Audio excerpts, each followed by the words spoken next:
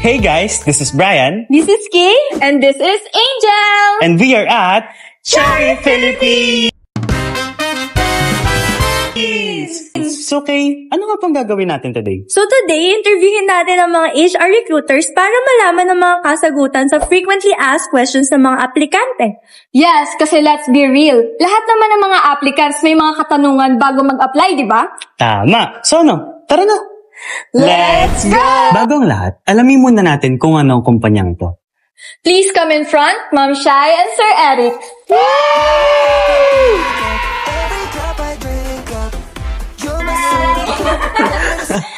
So Ma'am Shai, Sir Eric, ano nga po ba ang Cherry Philippines o ang Cherry Group of Companies?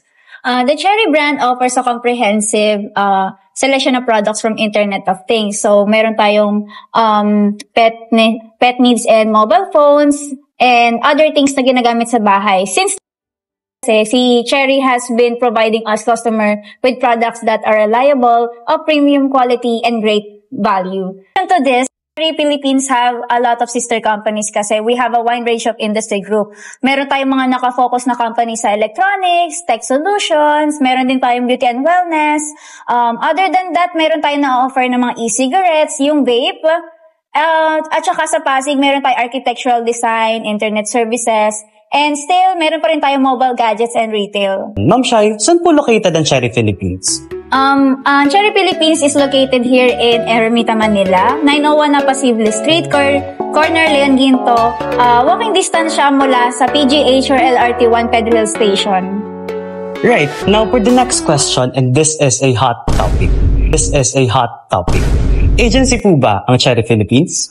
Hindi kami agency and guaranteed na walang babayaran dito. Sir Eric, may benefits po ba sila dito?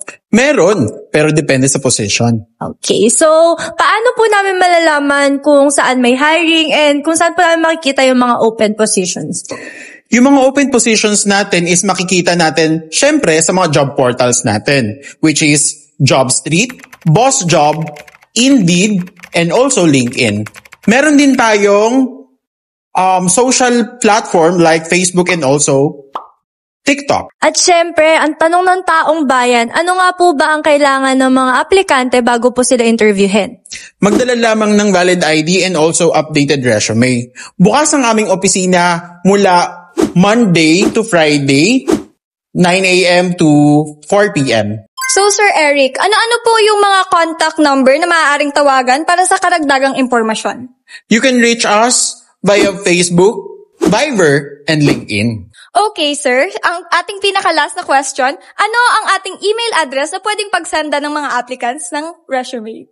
Send your resume in our email, recruitment@cherry.com.ph. Hi, Sir Eric. Yun na lang po yung mga questions natin. So, ibabalik na po natin kay Brian. We're back! And that's it for our frequently asked questions. So if naghahanap ka ng sign para mag-apply, This is your sign! And if you have other questions, Comment down below! So, stay tuned for our next adventure. Dito lang sa Cherry Philippines! Trabaho para sa Pilipinas. Bye!